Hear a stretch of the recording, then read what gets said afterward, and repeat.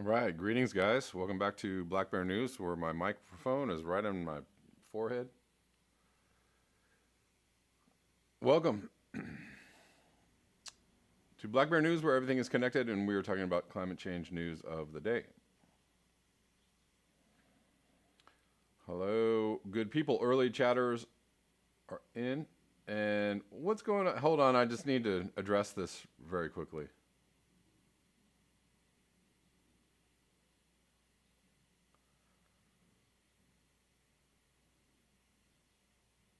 Some jokes aren't Urkel, some jokes aren't funny. So I wanted to quickly address this Nasmanabs. Nasmanabs, I'm talking to you. I'm all for free speech, and I understand that some people have a dark sense of humor, and I understand that people find off-color things funny.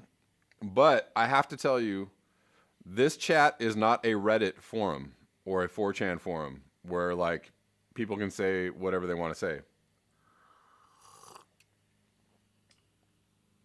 Again, you were already put on a timeout for a while for making a joke that probably wouldn't be funny to some people. So I'm going to say,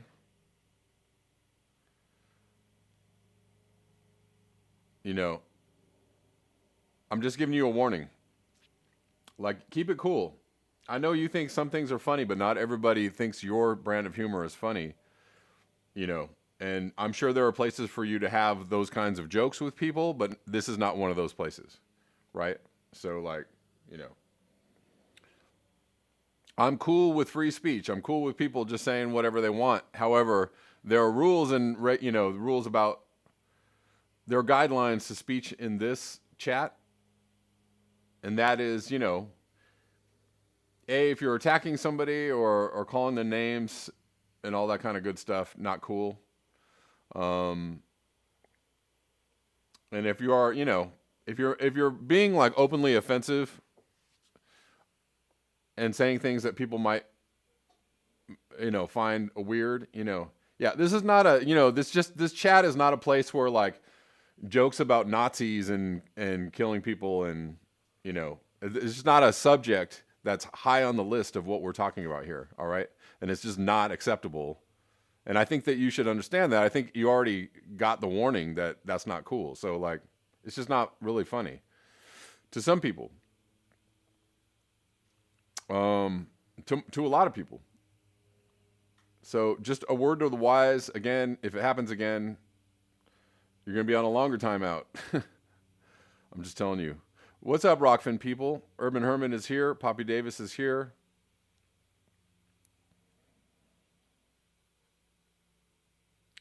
This is a place for people to feel free to chat about climate change and other things. I know we don't have to stay on the same subject all the time, but again,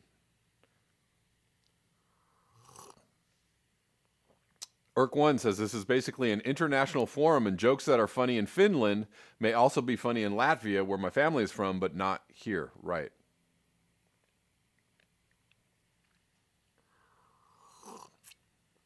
Rich Diana, 16-year-old's sense of humor is still in development. I get it. Look, I thought things were funny when I was 16. I get it. I get all of that. I'm just saying, like, you have to have some self-awareness. If you're going to be on this chat, have some self-awareness. If you can't, acquire that self-awareness or exhibit that self-awareness, then this is not the place for you. I know, interglacial not optimist, I know. But the thing is, they were making jokes about Nazis, your jokes won't probably evolve. Yeah, it's just, again, this is not a Nazi humor forum. So, maybe just leave that bit of it out.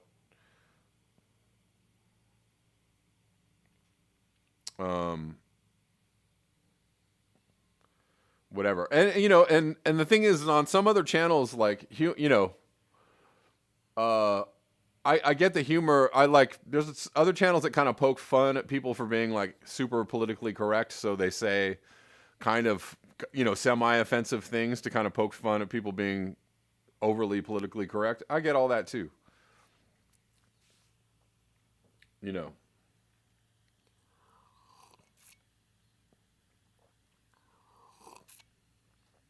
An occasional Nazi joke might be funny, but just like being a center of a topic of discussion, I'm not really like, you know.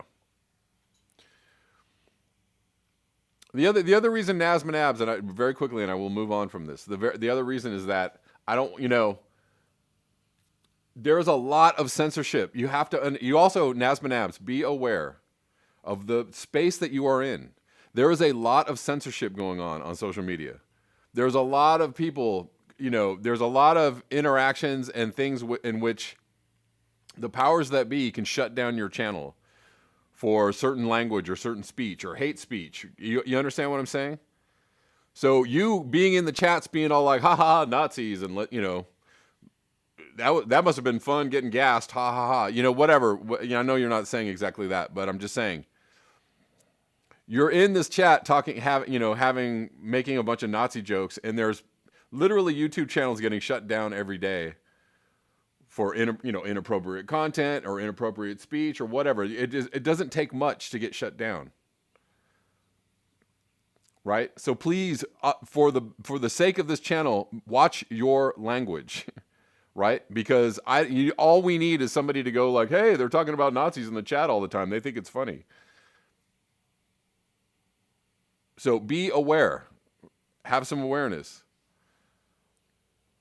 Anyways.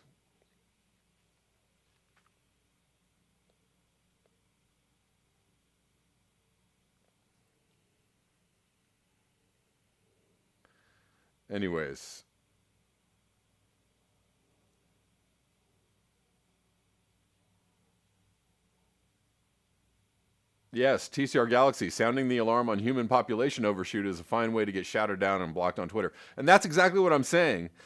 We're talking about overpopulation on this channel once in a while. And I'm not trying to equate it with eco-fascism. I'm not trying to equate it. I'm trying to have an open, honest discussion about overpopulation and not have people have a knee-jerk reaction to it. Like, oh, you're just, you want to kill people and you're just eugenicists. But you're up in the chats talking about Nazis all the time. It doesn't look good. So, come on, man. Whatever. Moving on. Just have some self-awareness. If you can't have self-awareness, then you shouldn't be here. So,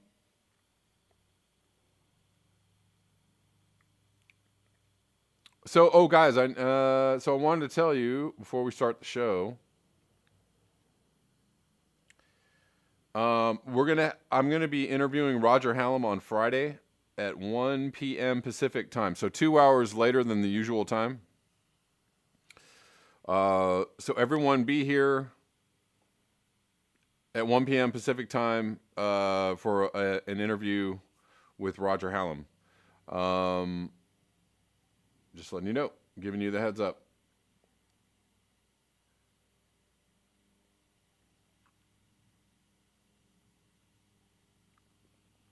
So let's cover the story. Basil Peterson, thank you so much for the super chat. I appreciate you.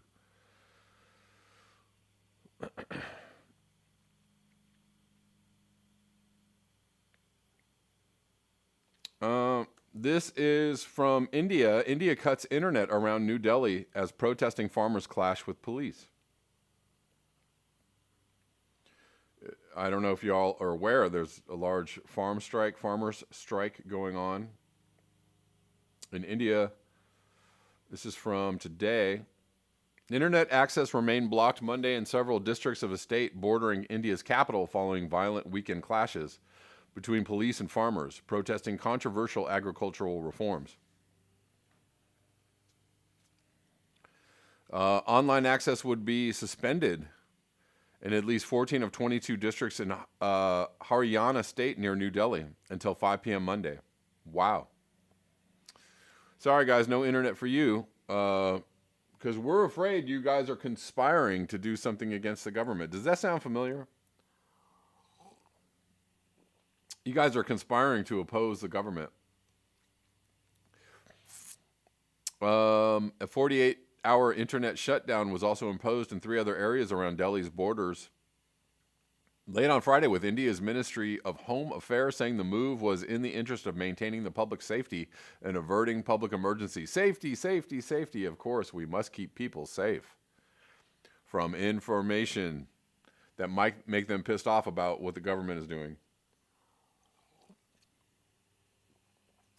According to officials, those blackouts should have been lifted on Sunday night, but Paramjit Singh Katyal, a spokesperson for Samyukta Kisan Morcha, an umbrella body representing protesting farmers, said the internet was still not working as of Monday.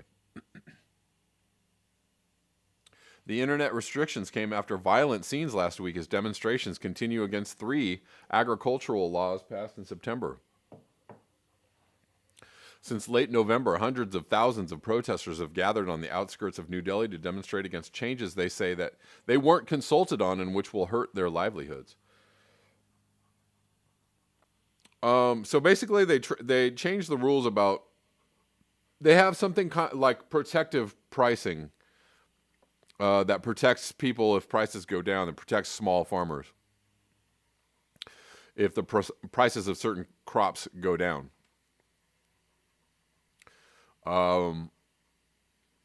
Concerns over democracy. Although India is the world's most populous democracy, it was also topped the world in terms of internet shutdowns. Well, maybe it sounds like maybe they don't have all that much democracy.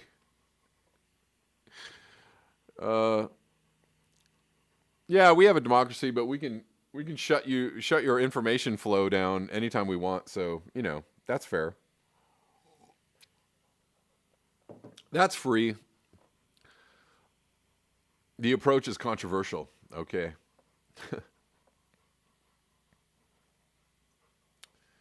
The shutdowns also come against the backdrop of rising concerns about press freedom in India. Anyways, why farmers are protesting. The massive farmer protests have been a significant challenge to Modi.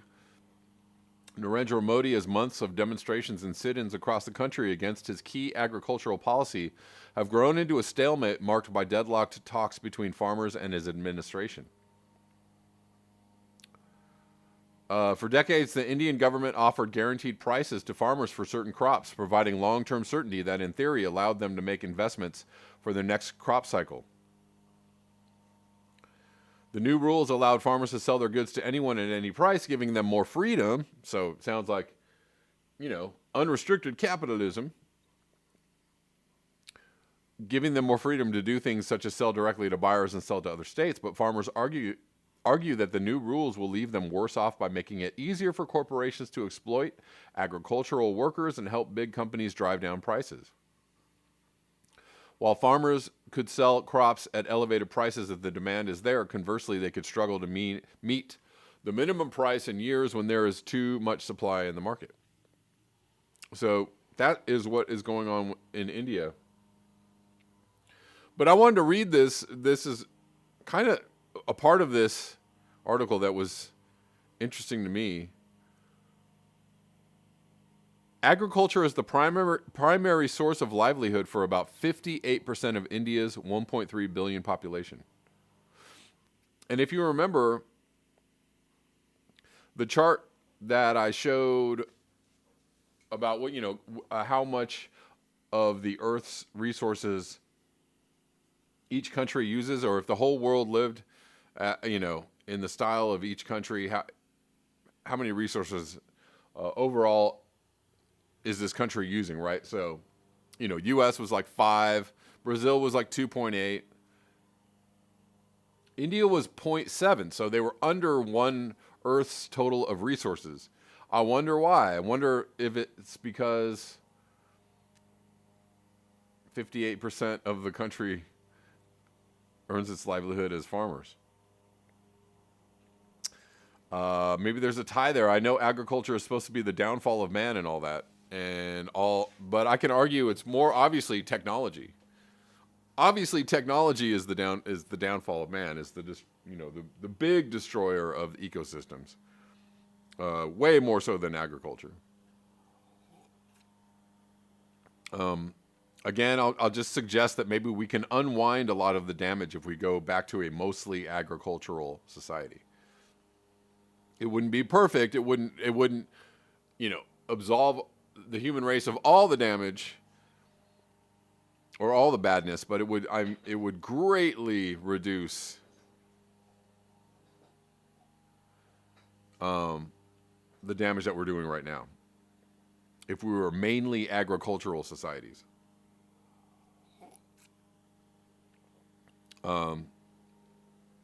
Is there damage with agricultural societies? Of course there is, but way, way less than technological societies. That's all I'm trying to say here. That's all I'm trying to say.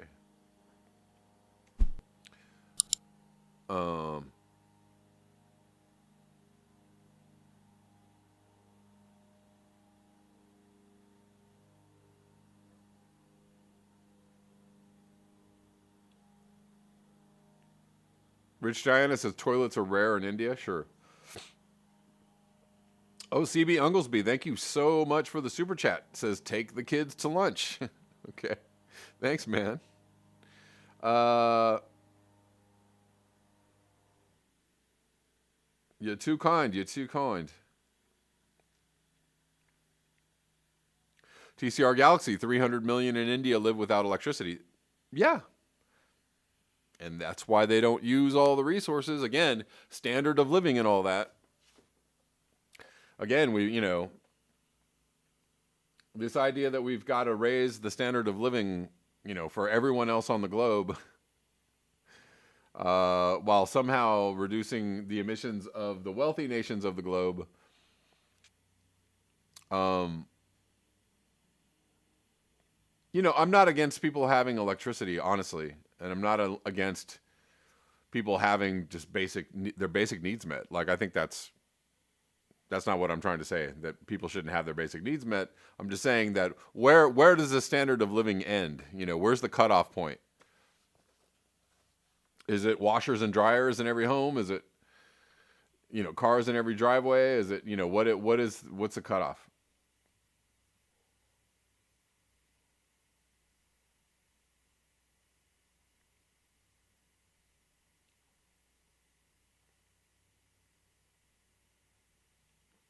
Realize says the worst technology is corporate agriculture. Sure. Well, it's bad. It's up there. I'll agree with you, but agriculture, local, just regular old agriculture, local people growing their own food. I don't think there would be anything wrong with a majority of people going back to that.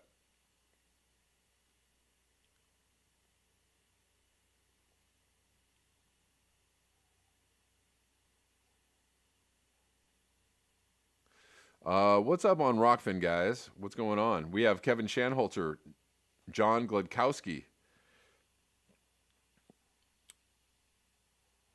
Urban Hermit, Osama number 5.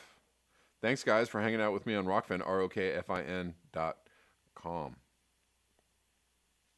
John Gledkowski asks, how can the Earth be spinning faster? Honestly, I don't even know anything about that. I briefly saw that in passing, and I didn't really even get a chance to go into the article or go into why that would be happening. Wish I had more information on that. But I'll check that out, and maybe we can talk about it in a future show.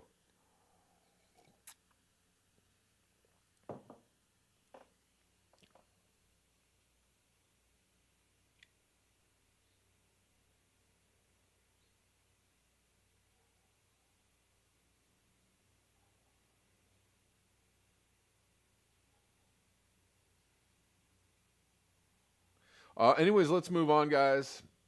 Sorry about the pause. Sometimes I get a little bit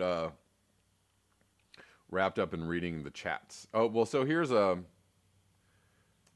bit of footage from the farmers' protest in India. That is a massive amount of people. And this has been going on for, is it a month at least? A few weeks anyways.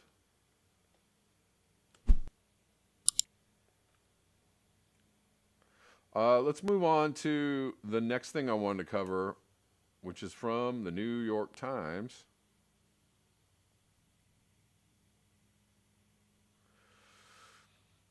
Science of the storm. Rising Arctic temperatures bring wild weather around the world. All right. New York Times letting people in on the secret. Letting people know why the weather is so weird and wacky and all over the place.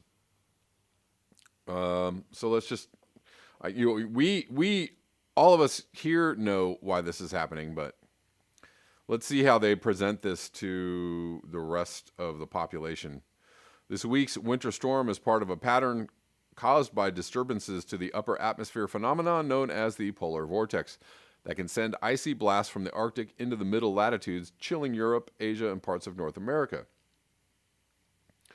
The disturbance and its effects have persisted for an unusually long time this year, said Jennifer Francis, a senior scientist at the Woodwell Climate Research Center, with 2 disruptions of the polar vortex so far this year and potentially a third on the way. Research into the interplay of the complex factors that bring on blasts from the polar vortex is ongoing, but climate change appears to be part of the mix. While warming means milder winters overall, the motto for snowstorms in the era of climate change could be "Go big or go home," said Judah Cohen, director of seasonal forecasting at Atmospheric and Environmental Research, a company that provides information to clients about weather and climate-related risks. The United States has already seen heavy snowfall in the Sierra Nevada and the Great Plains in the past week. Last month, Madrid was buried under a paralyzing 1.5 feet of snow, and parts of Siberia suffered an unusually lengthy cold spell with temperatures of 40 degrees below 0 Fahrenheit, and one area recorded a temperature of nearly 73 below. Chilly.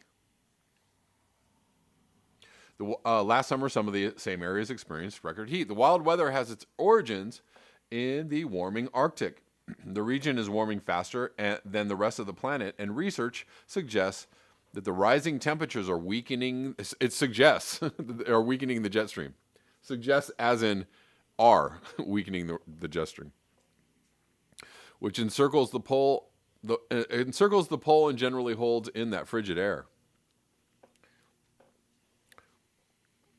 In early January, a surge of sudden warming hit the polar stratosphere, the zone 5 to 30 miles above the surface of the planet.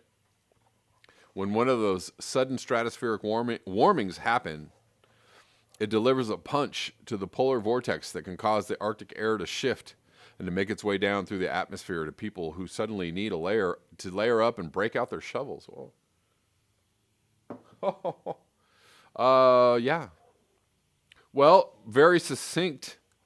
It didn't go on and on about why that's happening, but very succinct explanation from John Schwartz about what's causing the polar vortex.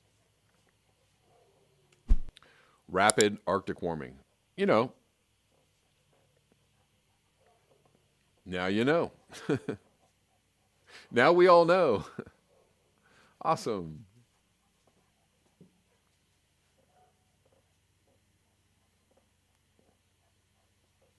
Duncan McCown, gotta love Siberia. Record heat last summer and record cold this winter, indeed. Indeed, Poppy Davis says, it is mind-blowing all the ways we're changing the planet. On Rockfin. Poppy on Rockfin. Yeah.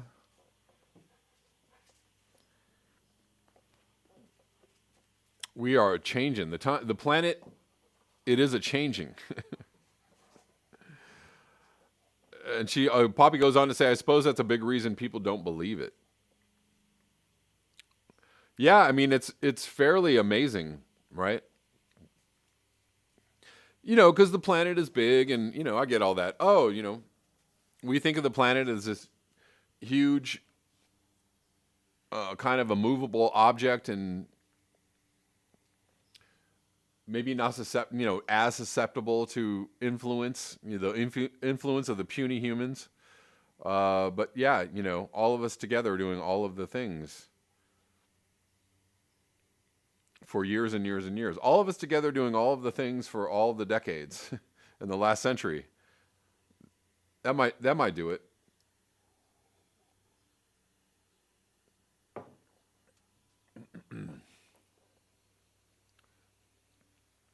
And let's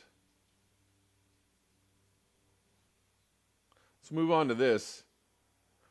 I'm going to finish up today with this from this tweet from Alec Lunn. Today, in positive feedbacks, tiny particles in thawing permafrost could destroy Arctic clouds and speed up warming. At Arctic Today. Let's look at this for a moment.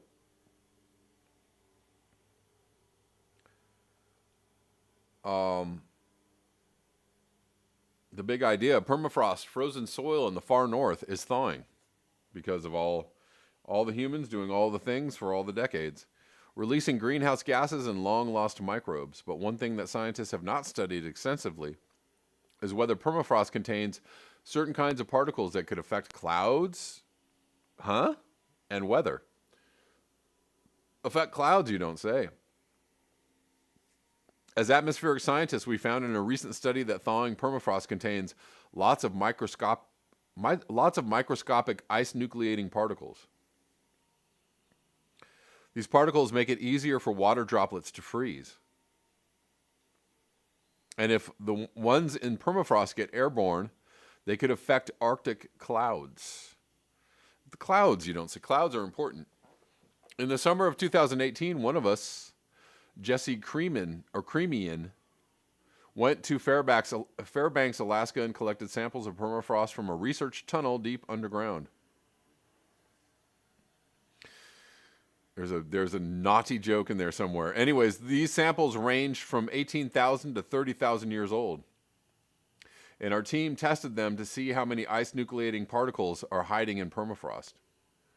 It turns out permafrost contains a ton of them, up to 100 million highly active individual particles per gram of mostly dead microbes and pieces of plants. This density is on par with what is found in fertile soils, which are some of the most concentrated sources of ice nucleating particles on Earth. Everywhere in the world, ice nucleating particles typically play a major role in cloud behavior, and the strength of that effect is still being studied.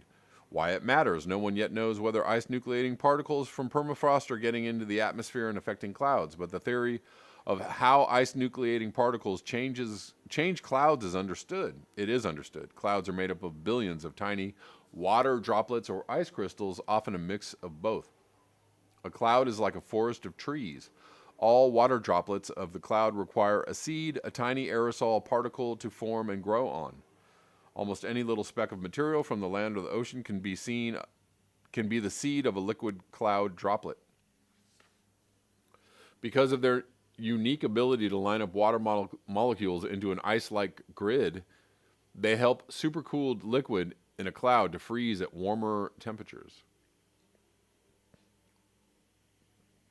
Ice nucleating particles are extremely good at forming small ice crystals.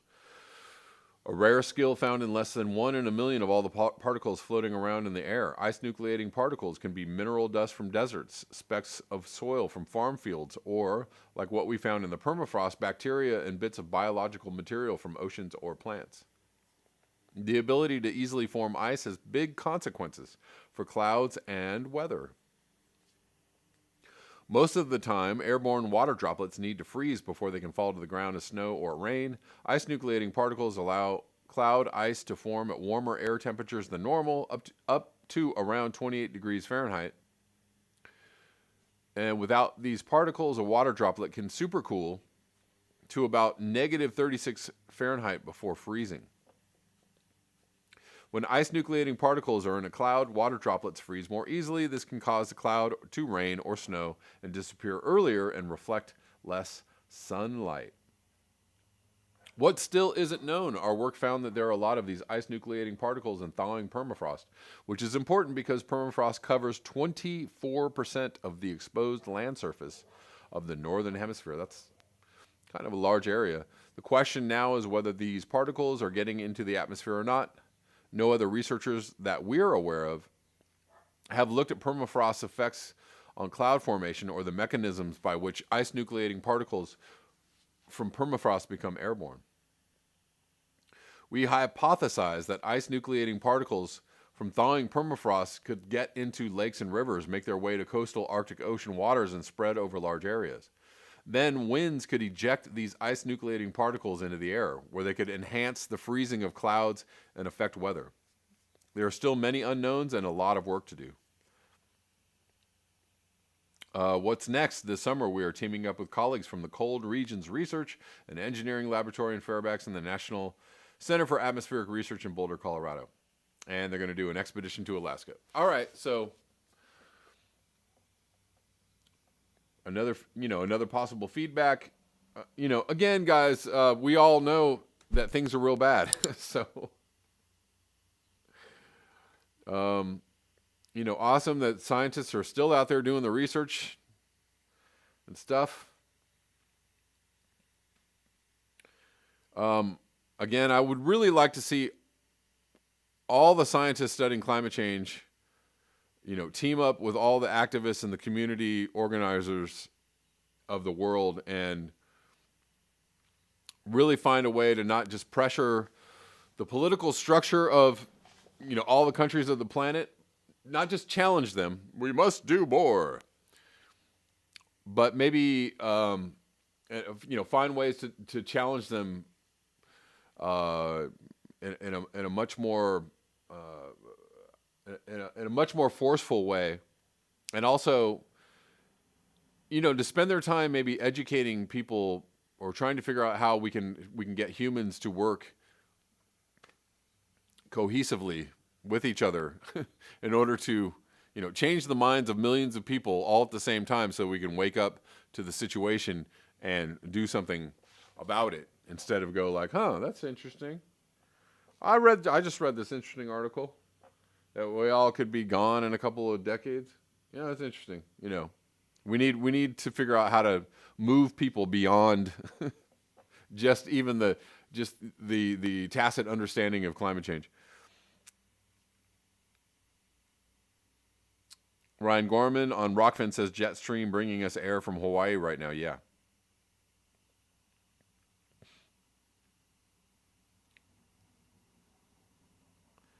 Yes. Bobby Davis and Ryan Gorman talking about the lithium mine. Mines getting protested in Nevada. Yes. Yes. And we will be talking to somebody about that in the near future. So, guys, that about does it for me today.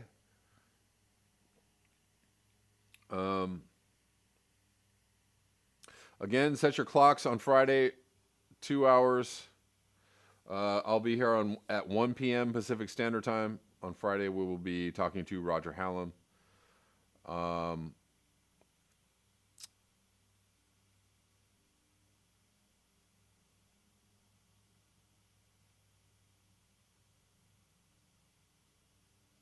And somewhere. Please like and share this video, guys. Please subscribe, because YouTube takes away subscribers every day and they suppress my views. I totally appreciate and survive on the monetary support that people give me on this channel, but I also need algorithmic support. So please like, share, and subscribe. You know what I'm talking about. You know the thing. Thank you. And I will be on Neorealism at noon, guys, in a couple of minutes. About 26 minutes from now. Peace.